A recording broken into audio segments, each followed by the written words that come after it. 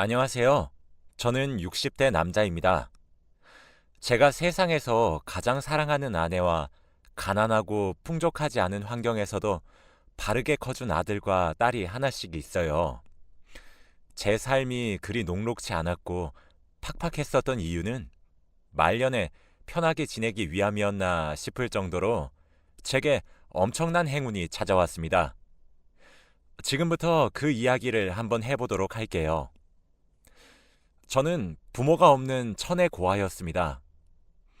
아니, 더 사실적으로 이야기를 하자면 부모가 버린 아이였어요. 제 어머니와 아버지께 결혼 전 제가 갑작스레 찾아왔고 이후 급하게 결혼을 하셨지요. 처음엔 다른 사람들의 집도 저희 집과 다를 바 없다고 생각했습니다. 짧은 기간 동안 어머니와 아버지는 전력을 다해 싸우셨고 이혼을 하셨어요. 이혼 사유는 고상한 말로 표현하자면 성격 차이셨죠. 사실 어머니와 아버지는 처음부터 끝까지 다른 점들 뿐이었거든요. 저는 그래서 어렸을 때부터 울 수가 없었어요. 울면 안 되는 아이로 자라야 했죠. 제가 기억했던 어머니와 아버지는 아이의 우는 소리를 정말 싫어하셨던 것 같습니다. 어머니와 아버지가 언성을 높이시던 어느 날 아버지의 손이 어머니를 향해 올라갔고 어머니도 목에 핏줄이 터져라 소리를 바락바락 지르고 계셨거든요. 모든 상황이 어렸던 저에게 너무 가혹할 만큼 두려움을 주었죠. 으앙 하며 눈물을 흘렸습니다. 전 제가 울면 어머니나 아버지가 항상 달래주셨기 때문에 저를 달래기 위해서라도 화해를 하시거나 싸움을 멈추시길 바라는 마음 하나로 말이죠. 그런데 제 눈물은 어머니와 아버지의 싸움을 부추기고 있더라고요. 제 울음소리를 시작으로 더 크게 싸우시기 시작하셨습니다. 옆집에서 주민신고로 경찰을 부를 때까지 집에선 와장창 하며 그릇들이 깨졌고 물건을 집어 던지셔서 화분도 깨졌고 정말 난장판이 따로 없었죠. 어머니와 아버지는 그때 깨달으셨던 것 같습니다. 서로가 서로에게 최악의 배우자란 사실을 말이죠. 그때쯤부터 어머니와 아버지가 큰 소리를 내시며 싸우는 순간이 많이 없었기 때문에 저는 화해를 하신 줄 알았어요. 지금 생각해보면 저를 누가 키우는지 서로에게 미루고 있었던 순간이었던 것 같네요. 어쨌든 어머니와 아버지는 서로에게 제 양육을 미루셨고 전 그렇게 어머니와 아버지에게 버림을 받게 되었습니다. 하루는 난생 처음으로 어머니와 아버지 두 분 다 제게 웃어주시면서 맛있고 비싼 돈가스도 사주시고 장난감도 사주셨어요. 그렇게 어딘지도 모르는 곳에 저를 잠시 떼어놓고 10분만 기다리라 말씀하신 뒤 저를 끝끝내 데리러 오지 않으셨습니다. 그게 제가 알고 있는 부모님의 마지막 모습입니다. 자지러지듯 울고 있는 저는 경찰의 손에 이끌려 경찰서에서 며칠을 지내다가 가까운 고아원에 맡겨지게 되었어요. 8살도 채 되지 않은 어린아이가 받기엔 아주 커다란 상처였습니다. 마음의 문을 닫은 채 살게 될 수밖에 없었어요. 우린 원장님이라고 부르는 선생님이 계셨었는데 참 죄송할 짓 많이 했습니다. 하지만 사랑으로 정성으로 저를 끝까지 포기하지 않으셨어요. 사춘기를 겪으면서도 얼마나 많이 무너졌는지 몰라요. 차라리 죽고 싶다 생각할 정도로 절망적이라 생각했죠. 부모에게도 버림을 받은 제가 다른 누구에게 사랑을 받을 수 있겠나 싶어서 많이 엇나갔습니다. 그러던 어느 날 제가 법적으로 미성년자가 아닌 성년이 되자마자 고아원에서 나가야 했어요. 저처럼 부모에게 버림받거나 부모가 일찍 죽거나 사정상 부모가 양육할 수 없는 아이들은 무궁무진 넘쳐나고 있는 상황에 제가 고아원에서 차지하고 있는 자리가 눈치가 보이기도 하거든요. 고아원에서 퇴소를 하게 될 때 이불과 박스 하나를 줍니다. 그게 제 짐의 전부였죠.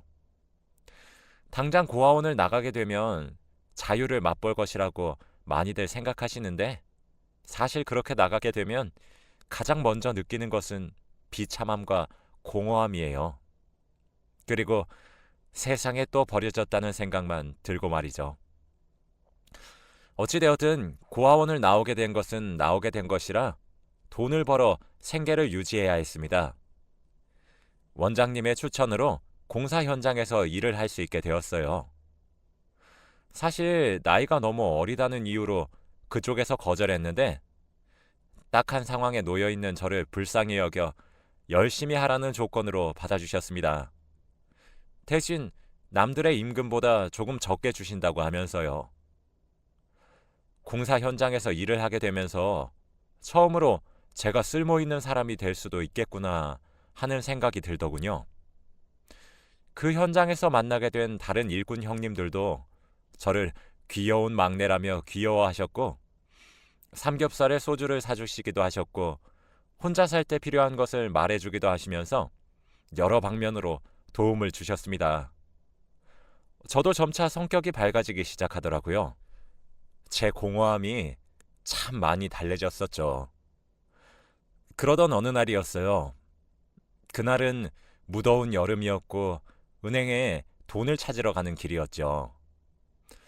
걸어가는 길에 저도 모르게 눈앞이 깜깜해진다고 느끼며 눈을 감았다 떴는데 눈앞엔 병원의 하얀 천장이 펼쳐져 있더라고요. 깜짝 놀란 제가 벌떡 일어나서 어찌된 영문이냐 옆에 보호자로 앉아 있었던 사람을 붙잡고 물어보니까 자신은 목격자라고 하더라고요. 그 사람의 말에 의하면 멀쩡히 은행으로 잘 걸어가고 있던 제가 갑자기 쓰러졌다고 해요. 그래서 목격자인 그 사람이 아무리 뺨을 치고 흔들어 깨워도 제가 일어나지 않았다고 합니다. 그런데 바로 그때 마침 근처에 있었던 어떤 여성분이 길에 쓰러져 있었던 저를 발견하고는 달려와서 119 구급차가 오기 전까지 이렇게 가만히 두다간 죽을 수도 있다고 말을 하면서 심폐소생술을 했다고 하더군요. 온 사력을 다해서 한 그 심폐소생술 때문에 저는 심장이 다시 뛸 수 있게 되었다고 했습니다. 그 여성분은 119가 올 때까지 심폐소생술을 이어나갔고 전 그렇게 여성분의 발빠른 조치로 골든타임에 목숨을 구할 수 있게 된 거죠. 정말 운이 좋았던 것입니다. 병원에서는 급성 심근경색이라고, 즉 쉽게 말을 하자면 심장마비가 왔던 것이라고 하더라고요. 의사 선생님은 그때 그 여성분이 아니었더라면 저는 지금 살아있을 수 없었을 거라고 운이 정말 좋았다고 말씀하셨어요. 심장마비가 와서 심장이 멈추게 되면 그때 살 수 있는 골든타임은 고작 4분이라고 말을 하면서요. 제게 꼭 구해주신 분께 감사 인사를 하시라고 말씀하시더라고요. 제가 정말 저승의 문턱을 밟았다 돌아왔던 거였습니다. 보호자이자 목격자인 사람에게 그 사람의 행방을 알 수 있냐고 물었더니 그렇지 않아도 그 여성분이 연락처를 남기고 가셨다고 하시더라고요. 구급차가 오기까지 10분이 넘는 시간 동안 심폐소생술을 하느라 온몸이 땀으로 범벅이 되어 있었다고 했습니다.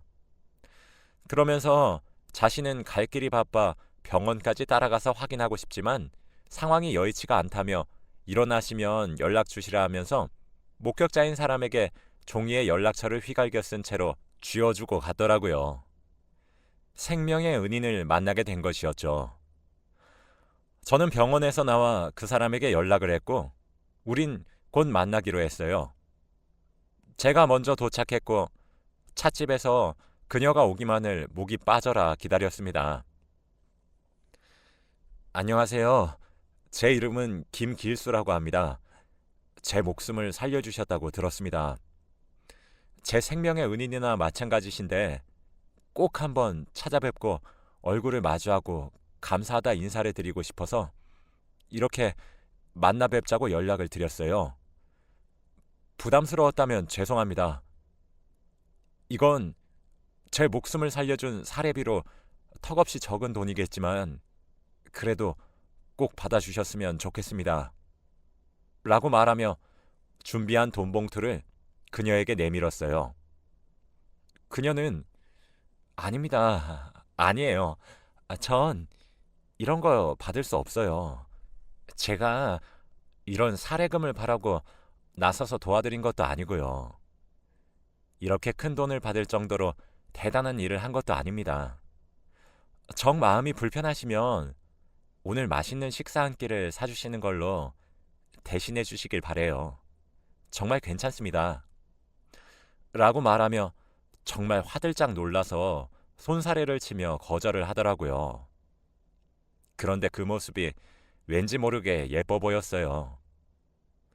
함께 시간을 보내면서 알게 된 것은 그녀가 간호사였고 마침 출근하는 길에 갑자기 쓰러진 저를 보고 본능적으로 달려와 응급처치를 한 것이었고 자신은 간호사의 소명을 다한 것이라며 식사 대접을 받는 것도 부담스럽다고 하시더군요. 그렇게 헤어진 후에도 그녀와 종종 연락을 주고받았고 만나서 밥을 함께 먹으면서 시간이 나면 산책까지 하는 사이가 되었어요. 저도 그녀가 예뻐 보였던 것처럼 그녀의 눈에도 제가 괜찮았었던 사람이었나 보더라고요. 하지만 자격지심이라고 해야 하나요? 그녀에 비해 제가 너무 보잘것없는 사람인 것 같았습니다. 그녀는 유복한 집에서 사랑을 받고 자란 딸이었고 저는 부모에게 버림을 받은 사람이었죠. 그녀는 그 시절에도 간호사라는 번듯한 직장을 가진 사람이었지만 저는 건설 현장에서 노가다나 뛰는 막노동 일꾼이었죠. 그녀는 만날 때마다 항상 예쁘고 단정한 옷을 입었어요. 저는 마치 가난을 뽐내듯 몇 가지 안 되는 옷들을 돌려 입었고 말이죠. 함께 있으면 사소한 행동에서부터 저와 급이 맞지 않는 차이가 나는 사람이라는 것을 알았기에 저는 제 마음을 접으려 했습니다. 그런데 하루는 그녀가 제게 그러더라고요. 기수 씨는 제가 그렇게 마음에 안 드세요? 분명 길수 씨는 제게 호감이 있는 것처럼 보이긴 하는데 왜 아무런 말이 없는 거예요? 라고 당돌하게 물어오더라고요. 바보 멍청이처럼 어버버 하면서 말을 더듬으며 말했습니다. 아, 그, 그게 아니라 저도 미영 씨가 좋은 사람이란 사실을 알고 있어요. 라고 말이에요. 그녀는 아이 참 그런 말이 아니잖아요. 제가 좋아요, 싫어요? 라고 직설적으로 제게 물어보더라고요. 매력적인 사람이 눈앞에서 그렇게 저를 유혹하는데 누가 안 넘어가고 배기겠나요? 전 당연히 좋다고 말을 했지요. 하지만 저와 그녀 사이의 극명한 차이도 함께 말했습니다. 그녀는 전 괜찮아요. 저는 그런 조건들 때문에 길수 씨가 좋은 것이 아닌걸요. 전 길수 씨의 따뜻한 마음씨가 좋아요. 길수 씨랑 있으면 제가 너무 귀한 사람이 되는 것 같기도 하고 그렇게 만들어주는 길수 씨가 너무 좋아요. 라고 말을 했습니다. 가슴 한구석에서 따뜻해지는 기분을 받았는데 그게 사랑이구나 싶더라고요. 저희 두 사람은 그날 이후로 자연스럽게 점점 관계가 발전하기 시작했고 결혼까지 생각하게 되었어요. 놀랍지도 않겠지만 당연히 그녀의 집에서는 미친 듯이 반대하기 시작하셨죠. 어떻게 귀하게 길러낸 딸내미인데 별 볼 일 없는 막노동 일꾼에게 시집을 간다니 제가 그녀의 부모라도 반대를 할 것 같아 상처가 되지도 않더라고요. 그런 말을 면전에서 듣는 저를 그녀는 오히려 걱정해 주었습니다. 하지만 그녀의 뱃속엔 이미 아이가 생긴 뒤였고 자식 이기는 부모 없다는 말처럼 그녀의 부모님도 결국 그녀의 고집을 꺾지 못해 우린 서둘러 결혼을 할 수 있게 되었어요. 결혼 이후에도 아내는 정말 많이 고생했습니다. 부모 사랑을 모르고 자랐던 저였고 보고 배운 거라곤 제게 소리치는 어머니와 아버지의 모습만 알았기에 아이들을 야단칠 줄만 알았지 사랑한다며 예뻐할 줄 몰랐었거든요. 그런 저를 위로하랴 아이들을 보살피랴 아내가 정말 많이 바빴습니다. 게다가 비가 오거나 하면 제가 일을 나가지도 못해 돈도 못 벌어오니 수입도 많이 불안정해서 아내는 아이들을 낳은 이후에도 일을 나가 돈을 벌어와야만 했어요. 그래도 항상 웃음을 잃지 않았죠. 언제나 제가 최고의 남편이라며 치켜세워 주었거든요. 아내는 아이들에게도 현명한 어머니의 역할을 해주었지만 제게도 어쩔 때는 아내가 되어주었고 어머니의 역할을 해주기도 하였어요. 아무래도 건설 현장에서 막노동 일을 하면 부상이 많을 수밖에 없거든요. 사방에 위험이 도사리고 있기 때문에 언제든지 다칠 수 있었습니다. 그럴 때마다 아내는 눈물을 지으며 제 몸을 걱정하기 바빴고 그럴 때면 아내가 더욱 허리띠를 바짝 조여 생계를 이어나가는 가장의 역할과 저를 돌보는 아내의 역할 두 가지를 동시에 해내야 했어요. 아내를 너무 많이 사랑했지만 그만큼 미안한 일이 참 한두 가지가 아니었어요. 그런 시간이 흐르고 나니 아들과 딸은 어느새 취직을 해서 직장을 가질 나이가 되었고 하나둘 결혼을 하기 시작했어요. 아들을 먼저 분가시키고 딸마저 분가시킨 그 집에 아내와 단둘이 남아있던 어느 날이었죠. 그때 아내의 얼굴을 찬찬히 뜯어보는데 그 옛날 곱고 귀하게 자란 딸내미 모습은 온데간데 없고 남편 잘못 만나 고생만 무지하게 한 여인의 모습만 남아있더라고요. 그게 참 마음이 미어졌습니다. 내가 우리 아내에게 대체 어떻게 해야 이 모든 은혜를 갚을까 생각하면서 잠에 들었었거든요. 그런데 그날 밤에 꿈을 하나 꾸게 되었어요. 그런데 꿈 내용이 참 신기했습니다. 꿈속에서 제가 혼자 집을 지키고 있더라고요. 그런데 돼지 한 마리가 들어오더니 저희 집에 똥을 한가득을 싸고 다시 나가더군요.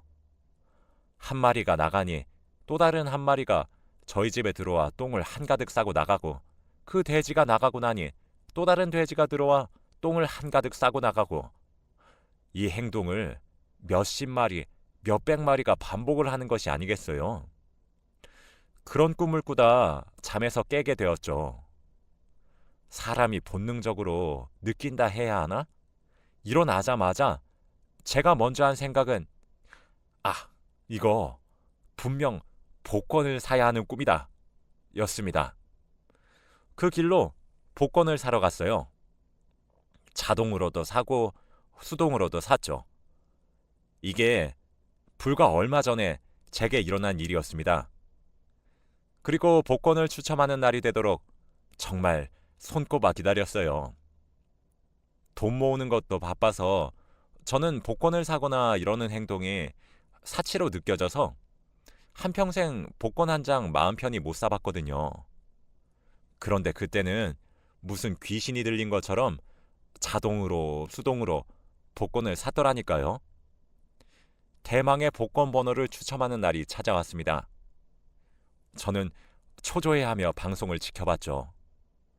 그런데 세상에 정말 믿기지가 않은 일이 벌어지고 말았어요. 수동으로 제가 체크한 복권들 중에서 딱 한 장이 번호가 하나씩 들어맞는 것이 아니겠습니까? 번호가 3개 맞았을 땐 에이 아니겠지. 4개째 들어맞았을 때도 에이 설마 정말 조마조마한 심정으로 바라봤어요. 그런데 제 로또가 1등이더군요. 당시 회차에서 1등의 상금은 28억이었습니다. 정말 믿기지 않아서 몇 번이나 확인을 했는지 몰라요. 정말 제게 또 심장마비가 올 뻔했다니까요. 그 이후 당첨금을 수령받기 위해 서울로 올라가서 수령받았고 생전 만져보지도 못했던 금액이 통장에 찍힌 것을 보고 그제서야 실감했습니다. 전 그 돈으로 가장 먼저 한 일이 아내를 데리고 백화점을 가는 거였어요. 이때까지 남편과 아이들을 챙기고 돌보느라 그 흔한 명품 가방 하나 없단 사실이 마음에 걸렸거든요. 돈이 많아졌는데도 그 정도의 금액을 지불하는데 카드를 내미는 제 손이 다 떨렸습니다. 그 이후로 지금까지도 제게 일어난 그 기적과도 같은 행운이 믿기지는 않고 있어요.